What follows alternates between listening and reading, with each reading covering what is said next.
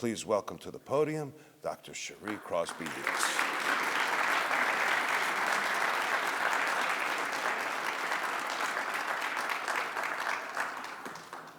Hello, everyone. Before I start my speech, I promise I might cry, so just ignore me if I do. Good morning, Manor community. I'm deeply honored to have been chosen to be the speaker today. When I arrived at Manor College in 2011, I quickly realized this was a place where I could serve. During my time at Manor, I have served in several roles, including dean in 2 different divisions, chair twice, program director, director of academic support and inclusion, and the director of instructional design and learning initiatives. I'm also known as the snack lady. As members of the Manor community, we must reflect on the power of 3 each Founders Day. This triad of Ukrainian women, Mother Helena, Mother Josephat, and Mother Maria, who laid the foundation for our collective responsibility to serve. Before I briefly discuss their influence, I want to remind us the lesson of the power of 3 and how giving transforms lives. Whether temporarily or permanently, their altruism reminds us that when we give our time, service, or goods, we are blessed as well. This often takes in the form of increased happiness, reduced stress, and more importantly, a stronger community. Each member of the Power of 3 knew this. Mother Helena, when she arrived in the U.S. in 1911, which was over 100 years ago, did so to ensure the educational needs of Ukrainian immigrants were met. In addition, she supported other sisters and solicited funds for them during hard times. Sadly, at the age of 35, she would succumb to tuberculosis. That said, her very existence was the spark that made the vision of Manor College even possible. Both Mother Josephat and Mother Maria took up Mother Helena's flame, and 36 years later, in 1947, they opened St. Macrina College, now known as Manor College. As I reflect on the gap between Mother Helena's death and the college's opening, I'm reminded today of how the power of 1 inspires the power of 2 and continues to ripple over the past 79 years. Now, I've only been here for 15 years and 19 days, but I have witnessed, as you know, participated in the legacy of service. The heart of any institution is its ability to serve its community, both internally and externally.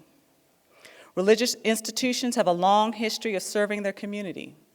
Today, our legacy of service is rooted in our mission, values, core values, and we must continue to expand and to strengthen our college community, inspire others to serve. Manor College embraces the Basilian tradition of service, inclusivity, and respect. Our commitment to personalized education nurtures academic excellence, rewarding careers, and lifelong learning. Graduates are prepared to serve others professionally and compassionately. You belong here.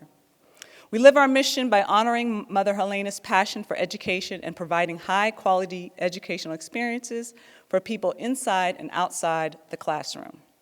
Since arriving at Manor, I've seen this firsthand through community and student events, such as the event we held with Justin Brown, where students, faculty, administrators, and staff came together to understand differences and reflect on biases we all hold. I still smile when those pictures pop up on my Facebook page, or through our legendary social justice symposium, when Mary Sims got Leroy Evans, who was exonerated from prison after spending 40 years of his life in prison for first-degree murder, to come to Manor.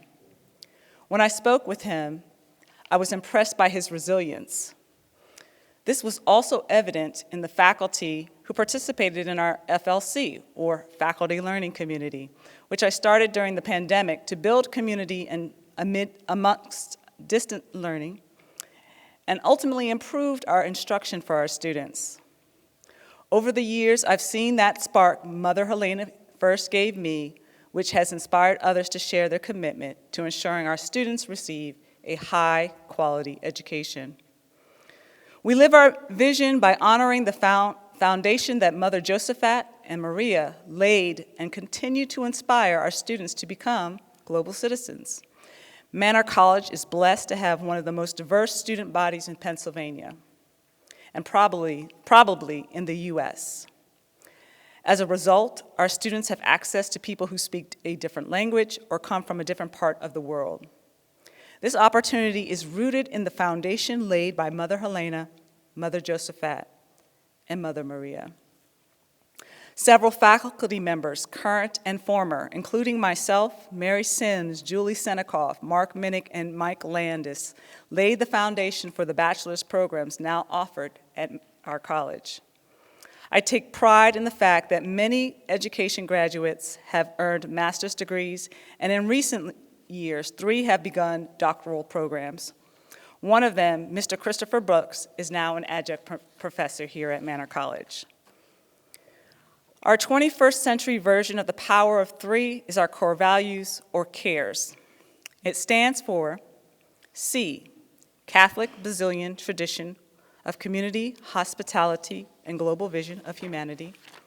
A, Academic Excellence through Personalized Education, Effective Teaching, and a belief in a lifelong learning. R, Respect for the dignity of each person. E, Experiences to transform our students. And S, Service to the community. I will focus on S, service. Why? Well, it's rooted in the power of 3 for me. Marnie Sweet, Christina Crosby, and John Crosby Sr. These 3 people, 2 of whom received their wings 18 years ago, and the other almost 6 years ago, taught me that service is not just a holiday, but something we do regularly. I encourage everyone here to continue and expand their service efforts, making a lasting impact on our community and reinforcing the Manor College core values we cherish. Each of these humans who have passed have left me with the legacy of Ubuntu. Ubuntu is an African proverb that reminds us that everyone deserves to be seen as a human and that the world is a better place when we serve others. When we come together in service, we strengthen our community and shared purpose. This is currently evident in the Walk for Peace, where 24 monks are walking 2,300 miles across the U.S. in support of peace. They just crossed over into Virginia, and they started in Texas. Their sacrifice is real, but their impact will last a lifetime. Their genuine altruism reminds me of what lives in my DNA. From my DNA results, I learned that I have many practices rooted in service, with community and compassion centered on collective sharing. If you ever wondered why I am so generous in my service and giving, it's because it's in my DNA, specifically my West African roots. Ironically, when I'm not at Manor, I spend time with my husband in Virginia, where many of my ancestors entered into the U.S., and my family has a history of serving others. When there, I feel closer to my parents who are no longer with me, and that said, I live their legacy through service at Manor. Some of my services are officially recorded through giving to campaigns or funds, and others are behind the scenes. During those moments, I often have 1 or 2 colleagues, Mary Ann, Mary, and I will apologize, it will not include everyone, Tracy, Leslie, Eleanor, Kim, Ashley, Carol, Dr. Perry, Allie, Fran, both Toms, and Dory, join me in what I affectionately call the Fairy Fund. This fund is off the books, and all we ask is that it be paid forward. The Manor College community has a long history of service, but I will focus on the last 15 years. Over the past 10 years, the ECE Club and the Manor community have supported the Breathing Room Foundation. This legacy of service to BRF began with 1 and grew to hundreds over the years. This legacy of over the past 10 years, a small crew of students, faculty, staff, perfect strangers, and me have contributed countless snack bags to the Breathing Room Foundation, Easter baskets, Thanksgiving baskets, and more. In addition, the Early Childhood Club hosted a highly successful book drive for local education programs, including Wyncote Academy and a local women's shelter. Initially, the ECE Club strived to collect 500 books in 30 days that year. With the help of a very, very, very generous local elementary school in Jenkintown, we collected over 4,000 books. In addition, in recent years, the Manor community has supported the sisters' work with the unhoused community in Philadelphia. And we have many times we have made peanut butter and jelly sandwiches on campus and at the Spirituality Center. And of course, that legendary collection of peanut butter and jelly, and I believe they still have some jars of peanut butter. I sincerely thank Sister Theodora, Sister Olga, and I'm going to also thank Sister Ann, who actually spearheaded the peanut butter and jelly initiative, as well as others who supported them. As someone who has lived as a motel kid for many years, I am personally connected to several students who have experienced various levels of homelessness in this country, and I find their work deeply personal.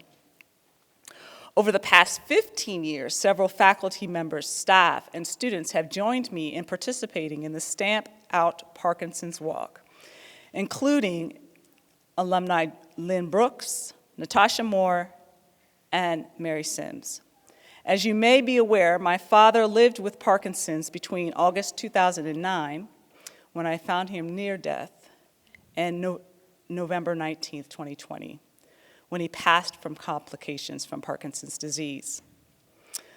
Both the Manor College baseball team and many members of the Manor College community have worked with me to support TLC for the People's outreach work in the heart of Montgomery County through our Code Blue collections and monthly outreaches. I remember fondly when Jacob Torres, and I mean this was a terrible night when he drove out to Norristown. He drove to the church at the mall to deliver sandwiches that the baseball team had just made and some snack bags for a weekend outreach event in Norristown in the snow. And I remember when he got there, I couldn't believe that he was okay with doing that. I will never forget his altruism that night and many since. I also remember when Kareem Haynes, his mother, and his sister joined me at my apartment one night for pizza, and we made sandwiches for the unhoused. I also am deeply appreciate Lauren Brown's ongoing efforts for making essential bags. She heard me say something at the holiday party, and the next day I got a message from her, and she's been doing things ever since. In this gym is an example of the monthly service that provides food for our pantry, the bird feed, which Allie Moot started. So before I end, I want to pose 3 challenges as Manor walks towards its 80th year, which is next year. 1, if you're not in the habit of providing service beyond a holiday committee, do at least one act of service a month. 2, plan at least one event to support an organization you may not have previously supported. So myself, Tracy White-Pay, and my good friend Cynthia Samuels, we're going to be traveling down to Virginia next Saturday to support. We're going to volunteer for the monks. And the 3 is a big one. Now, not all of you know that I used to walk the Susan G. Komen 60-mile walk. Several years, most of them were when I was at Manor, where I would have to raise money to walk in that walk. Or from my PIC days, when I had some legendary fundraisers for that program. I would love to see if we could get what I'm calling $15,000 for love. What is this, you might say? It is the exact amount of my giving to Manor, and it will be by March, that I will have given Manor over 15 years. And I would love if we could raise $15,000 in donations to the SAFE Fund, the Mento Maloney Mental Health Fund, and the Crosby Service Leadership Scholarship by the next Founders Day. Now, if we can do 15 for each, that would be great. Keep in mind that seems like a big number, but it really adds up to $15, and 1,000 people donate $15 over a year. So it could easily be done. So I wonder who is up for the challenge. I also want to leave you with one quote. We can't always expect big things to come from small things, but a simple act of yours can mean something important to someone else. By Munji Noogman, who was the granddaughter of Archbishop Desmond Tutu. I have deep gratitude to the Breathing Room Foundation, TLC for the People, and the Parkinson's Council, who have not only changed my life, but also the lives of many members of the Manor community permanently. Each member of Manor College has been impacted by a cause supported by one of these organizations 365 days a year. Lastly, I want to remind us of how Founders Day began. The late Sister Mary Cecilia Jerwinski, our former president of 30 years, started Founders Day over 2 decades ago. In honor, as you heard from Dr. Perry, for the Feast of the Three Saints, which is actually tomorrow. And I was reminded on LinkedIn today by Frank Farrell that Sister Francis also was helping Sister Cecilia. And it honors Saint Basil the Great, Saint Gregory, and Saint John. I also would like to thank Dr. Perry for continuing the legacy of 3 at our college. I also want to thank my husband, Matt Weeks, who has supported me in all that I do for the past 23 years, all while living in 2 different states. This certainly is not an easy task for a couple dedicated to each other's careers. I hope everyone has a blessed year, and I'm running a little fast. And I thank you for blessing me.